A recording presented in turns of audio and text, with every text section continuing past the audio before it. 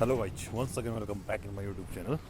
आज है 29 दिसंबर 2023 और अभी मैं खड़ा हूँ स्टेडियम में। सुबह के बज रहे हैं 9:15।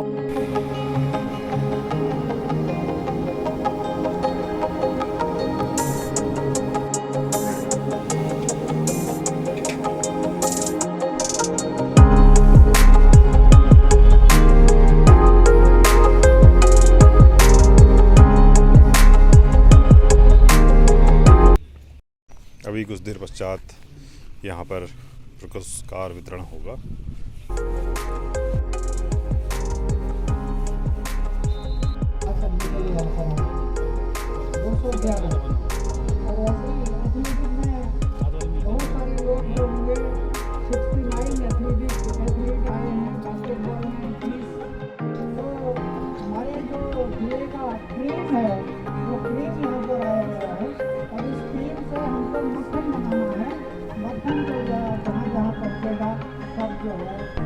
हमारे मुख्य अतिथि के रूप में हरदत्त कापड़ी जी, ये हमारा सौभाग्य है कि आप अर्जुन अवार्डी हैं और एक जीवंत परिकथा की तरह हमारे बीच में रहते हैं। सदा यहाँ पर आते हैं, उत्साहवर्धन करते हैं और इस उम्र में भी, जिस उम्र में लोग चल फिर नहीं पाते हैं, उस उम्र में खेलों के प्रति, खेलों को देखने के लिए और खेलों को उत्साहवर्धन करने के लिए खिलाड़ियों को हमारे बीच में आते हैं। उनका धन्यवाद करना चाहूँगा।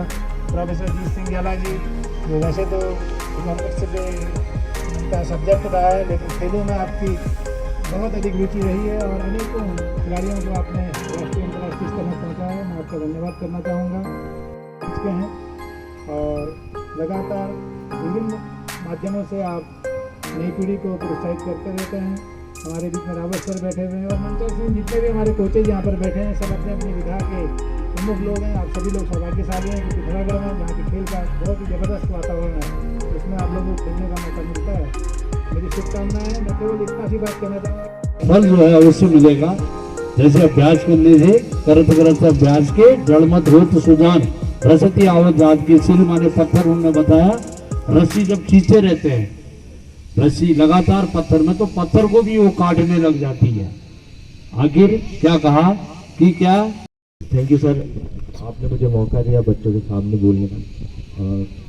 मैं ज़्यादा वो न करके सारे अतिथियों का मैं नमन करूँगा कि आप लोगों के सामने आने का मुझे मौका मिला, क्योंकि जैसे आप देखते हैं कि अर्जुन अवार्ड, ठीक है, स्पोर्ट्स में सबसे बड़ा अवार्ड होता है और हमारे सामने हमारे हरिदत्त गुरुजी बैठे हैं, तो उससे बड़ी सौभाग्य की बात शायद हमारे लिए नहीं हो सकती।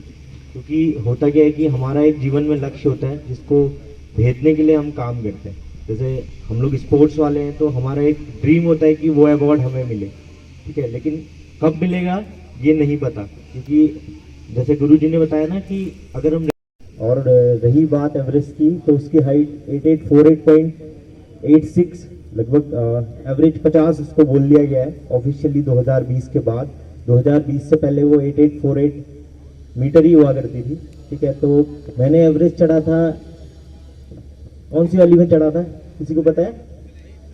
तो 2020 से पहले जितने भी पिथौरागढ़ में एवरेस्टर थे, तो उसके बाद 2021 में 8848.50 वाले में मैं हूँ, ठीक है। और मैं इंडियन टीम का पहला एवरेस्टर हूँ लड़का, ठीक है। तो ये इम्पॉर्टेंट है क्योंकि इंडिया में अभी तक ऑफिशियल 2 एक्सपीडिशन नेशनल हुए हैं। एक 1993 में, जिसमें पिथौरागढ़ से 2 महिलाएं निकली थी, सुमन गुटियाल मैम और सविता मर्तोलिया, ठीक है। तो उसके बाद लड़कों में पहले मेरा नाम आया। और लेकिन जब इंडिया का पहला एवरेस्ट एक्सपीडिशन था तो उस टीम में भी पिथौरागढ़ के लोग, हरीश चंद्र रावत, तो मुझे उनसे मिलने का तो मौका नहीं मिला, बट हाँ एक मौका मुझे मिला कि उनने जो एवरेस्ट एक्सपीडिशन में 1983 में जो उनने शूज़ पहने थे, वो मुझे सामने से देखने का मौका मिला।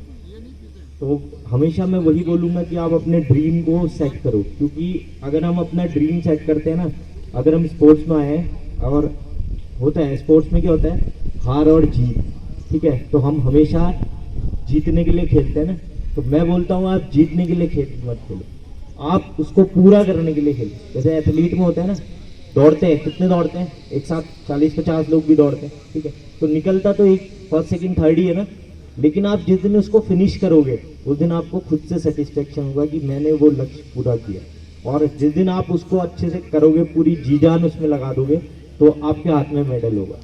ठीक है, क्योंकि हमारा ड्रीम है, पूरा हमें ही करना पड़ेगा। ठीक है, जब तक हम अपने ड्रीम को पूरा करने के लिए काम नहीं करेंगे तो गुरुजी कितनी मेहनत कर ले, फिर हम सक्सेस नहीं होंगे। ठीक है, तो मैं इसी बात से बोलूँगा कि आप अपने जीवन में आगे बढ़ने के लिए अपने गुरु का हाथ पकड़ें, और जो भी वो चीज़ें बताते हैं ना, उसको पक्का फॉलो करो। क्योंकि होता क्या है कि पिथौरागढ़ में जितने भी हम लोग होंगे, शायद हमारे घर की कंडीशन ऐसी नहीं होगी कि रातों रात हमारे ऊपर हाथ लगा दे और हमें बहुत सारी चीज़ें मिल जाए। तो लिमिटेड सोर्सेस हमारे पास होते हैं। ठीक है, जब आप लिमिटेड सोर्सेस में काम करते हो तो उसमें बहुत मज़ा आता है। ठीक है, शायद अगर मेरे को पढ़ा लिखा दिया होता तो मैं डॉक्टर इंजीनियर होता, बट मेरे को सेटिस्फेक्शन है कि उस टाइम पे शायद मेरे घर की कंडीशन ऐसी नहीं थी कि मैं पढ़ सकूं ज़्यादा, मतलब अच्छे कॉलेजेस में मैंने यहीं से पढ़ा, और पिथौरागढ़ कॉलेज से पढ़ने के बाद आज पिथौरागढ़ का कॉलेज का नाम इंटरनेशनल लेवल में। ठीक है, क्योंकि माउंटेनिंग के उसमें आपको पता है इंडिया में कितने एवरेस्टर होने चाहिए? हमारी टोटल 143 करोड़। ठीक है, तो उसमें एवरेस्टर कितने होने चाहिए? 1 लाख, 2 लाख, 3 लाख होने चाहिए थे। पता है कितने? 2023 चल रहा है अभी दिसंबर। ठीक है, ऑलमोस्ट एयर इंड होने वाला है। 564 एवरेस्टर टोटल इंडिया के पास है, और उसमें से सिर्फ एक लड़का अभी तक इंडियन टीम में है। ठीक है, तो ये कितनी बड़ी बात है। तो यही है कि आप अपने आप को इस तरीके से स्किल्ड करो कि आप अपने जीवन का लक्ष्य हासिल कर पाओ। पूरे इन्फ्लुएंसर पकड़े थे, लगभग 12 लोगों की हमारी टीम थी, और 27 तारीख को सुबह लगभग 8 बजे हम यहाँ से दौड़े थे। 28, 29, 30। ठीक है, 30 तारीख को हमने वो रिकॉर्ड खत्म कर दिया था, और लगभग 24 घंटे में, क्योंकि हमने ना दिन में दौड़ना था, रात की परमिशन हमें मिलेगी, तो दिन में हमने जितना भी दौड़ा 4 दिन में, लगभग उसका जो टोटल टाइम निकला वो 24 घंटे है, और वो वर्ल्ड रिकॉर्ड बन गया। ठीक है, तो अब उसका नेक्स्ट फेज शुरू होने वाला है 2024 में, जो हमारा शुरू हो रहा है मार्च, अप्रैल, मई, और उसके बाद एक अगर टाइम मिलेगा तो फिर सितंबर। तो वो अब वो है फिर से, मतलब पिथौरागढ़ का नाम एक बार और अलग लेवल में जाएगा। तो मुझे उम्मीद है कि आप लोगों से भी एक दिन मतलब देखने को मिलेंगे। जैसे मेरे साथ के बहुत सारे कोच हैं यहाँ पे, तो मतलब अच्छा लगता है जब बच्चे निकलते हैं ना, बहुत अच्छा लगता है। वही है, उम्मीद है कि आप लोगों से कि आप भी पिथौरागढ़ का नाम बहुत आगे लेके जाओगे। बहुत बहुत धन्यवाद।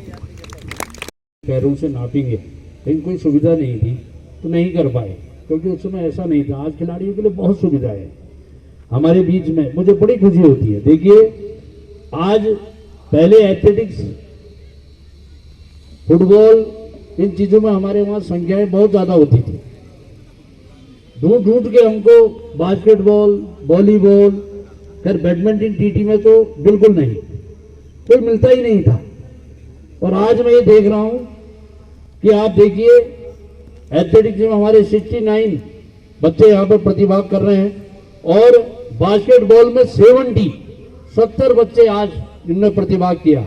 मैं कोच साहब के लिए जोरदार तालियां बजाइए आप। 70 बच्चों ने आज बास्केटबॉल में। हमारे हरिदत्त कापड़ी जी के जाने के बाद एक प्रकार से साथ में हमारे बीच में हमारे कैलाश भट्ट जी आए। मैं आपको बास्केटबॉल के इंडिया टीम के कैप्टन रहे, इसी पिथौरागढ़ के रहने वाले। मेरे ख्याल से शायद उस समय बास्केटबॉल नहीं के बराबर इस पिथौरागढ़ में होता था। ऐसी विभूति हमारे बीच में आज यहाँ पर मुख्य अतिथि के रूप में बैठी हुई है। मैं आपसे निवेदन करूंगा गुरु जी कि आप जो है हमारे बच्चों के बीच में 2 शब्द कहने का कष्ट करेंगे। हमारे आज के मुख्य अतिथि के रूप में कैप्टन हरिदत्त कापड़ी जी, मस्त आदमी है बेटा, अभी भी बच्चों की जैसी मजाक। और वही कहते हैं ना कि जो भूखता वही है जिस पे जान होती है, अकड़े रहना मुर्दे की पहचान होती है।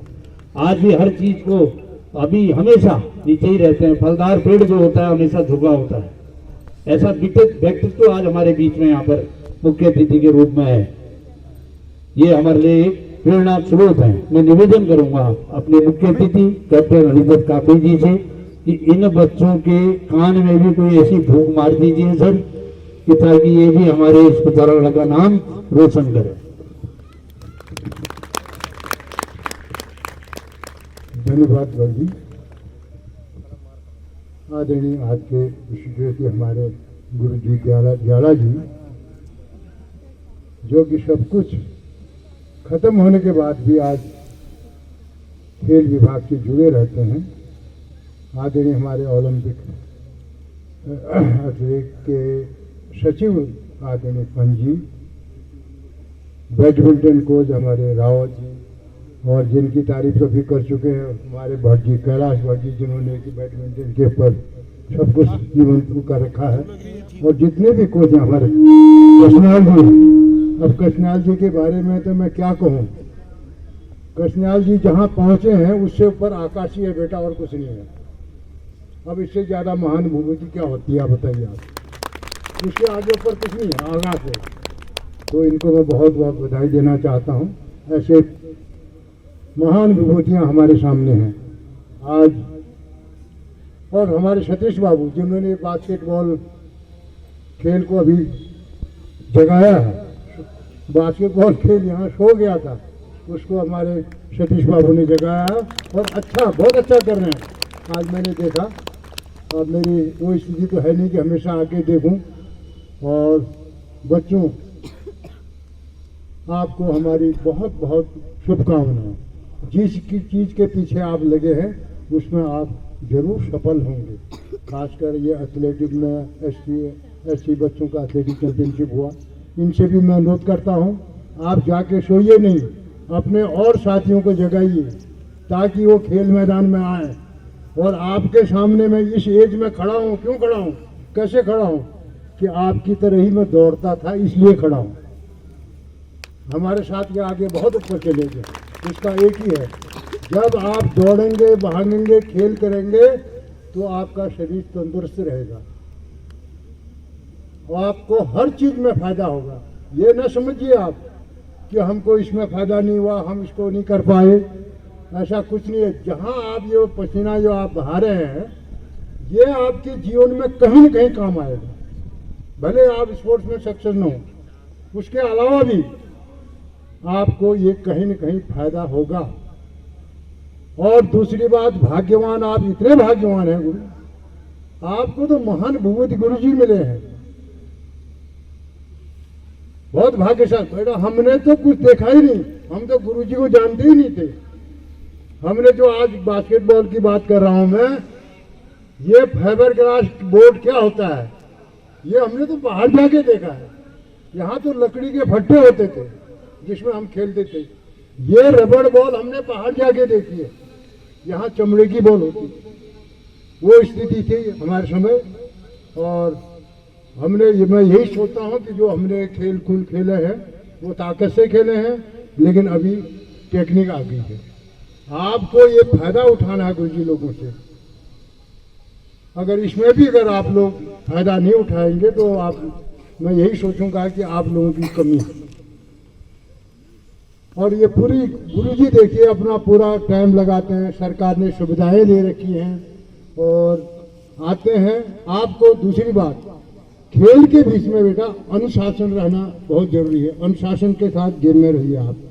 मैदान आते हैं, मैदान को मंदिर समझिए आप, यहाँ मजाक नहीं करना है। स्टेज में आ जाते हैं, बॉक्सिंग है या कोई भी है, पहले प्रणाम कीजिए उसको, और जाते समय प्रणाम कीजिए कि मैं सही सारा आपके यहाँ पर कार्यक्रम करने के बाद घर जा रहे हैं। ये आपसे सीखना है आप लोगों को। और जिंदगी में ऐसा कुछ नहीं है, किसी के भाग्य में क्या लिखा रहता है कोई नहीं जानता, लेकिन आपको लगे रहना है। हमने तो बास्केटबॉल देखा नहीं, बहुत देखा। आपको ये बताऊं मैं, 1974 में पहली बार बास्केटबॉल नैनीताल में हुआ था। अब 1974 लगा लीजिए कितने साल हो गए, शायद हो सकता है आपके पापाओं की शादी भी नहीं हुई होगी उस टाइम, आप तो रहे दूर, ठीक है। पहाड़ में 1974 नैनीताल में बास्केटबॉल हुआ था। हम लोग आर्मी में थे, उस टाइम आए, चैंपियनशिप हम जीत के भी गए हैं उस टाइम। उस टाइम से लोगों को पता लगा कि बास्केटबॉल, अब तो खैर ये है कि सुविधाएं हैं, टीवी हर चीज़ है। उस टाइम तो टीवी भी नहीं हुई, लोगों को पता ही नहीं था कि बास्केटबॉल होता क्या है। तो लगन होती है, हो सकता है हमारे भाग्य में ही लिखा था तो हम यहाँ तक पहुँचे, और हम अपने आप को भाग्यशाली समझ रहे हैं आज इस इमेज में भी आप नाते पोतों को खेलते हुए देख रहे हैं। उसका एक ही कारण है स्वस्थ रहना। स्वस्थ रहने का मतलब दौड़ना, भागना और खेलना, ये याद रखिए। और इसके साथ एक और अनुरोध है हमारा, आप पढ़ाई में भी जरूर ध्यान देना, क्योंकि शिक्षा भी बहुत जरूरी है। बिना शिक्षा के कुछ नहीं है। ज्ञान के लिए शिक्षा होना बहुत जरूरी है। और आपके सुनिए, ये मत सोचिए कि हम ये कर रहे हैं, आपके मम्मी पापा जो भी है, आपके पर उनका बहुत भरोसा है, उस पर आप खरा उतरिए। ये नहीं कि हाँ चलो जी हम मम्मी पापा सब हो रहा, खर्चा दे रहे हैं, ये कर रहे हैं, हम घूम रहे हैं, ऐसा कुछ नहीं है। बहुत आपके ऊपर उनकी आस है कि हमारा बच्चा बनेगा, करेगा। आप देख रहे हो, कल आप देखते ही होंगे, करोड़पति भी देखते हैं कि नहीं देखते? करोड़पति रात को नहीं देखते होंगे। फिर ज्ञान की बात है जरूरी, इसलिए मैं कह रहा हूँ, एक 10 साल 11 साल का बच्चा 10 मिनट के उसमें कौन बनेगा करोड़पति में? करोड़पति बन जा रहा है। क्यों बन जा रहा है? उसमें ज्ञान है उसके बाद। और हम लोग पूरी जिंदगी में अब ऊपर जाने को तैयार है, इतना नहीं हमने प्राप्त किया होगा। इसलिए मैं कह रहा हूँ, और आगे भी आपके जॉब मिलेंगे, आपके उसमें भी शिक्षा का होना बहुत जरूरी है। इसकी प्रार्थना है तो आप शिक्षा में जोर दीजिए, और खासकर गुरु लोग जितने हैं, प्रताप जी बैठे हुए हैं, ये सब लोग जो यहाँ पर आपको बैठे हुए दिख रहे हैं, कुछ नहीं था उस समय। हमारे पास कुछ नहीं हुआ करता था।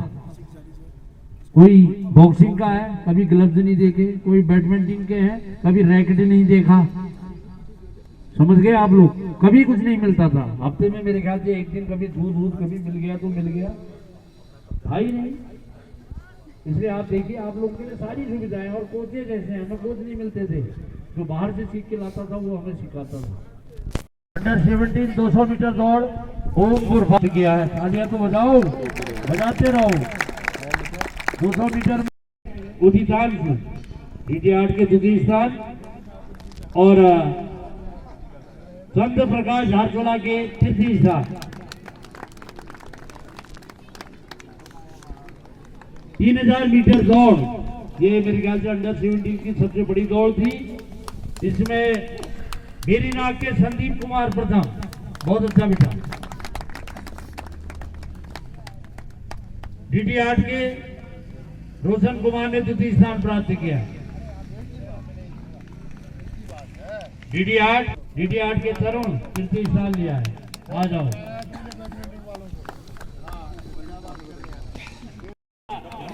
हिमांशु कुमार ने प्रथम स्थान, और बिड़ के दिवाकर ने द्वितीय स्थान प्राप्त किया है। पारस मिला हुआ है। और पारस ठीक हो? हाँ। पारस आजकल पिथौरागढ़ी पढ़ रहा है भाई, बहुत बढ़िया बढ़िया। क्या मिला तुम्हें? किस चीज़ में मिला? सेकंड। किस चीज़ में? बैडमिंटन। बैडमिंटन में सेकंड मिला है। अच्छा, क्या मिला? बैग मिला, टी शर्ट मिली है? टी-शर्ट है। आप जो है उन्हें स्मृति चिन्ह में बैठ करने का मन करेंगे। स्टूडेंट की भी स्टूडेंट रही, इन्होंने पहले अभी इंटरनेशनल मेडल लिया था, और इस समय जो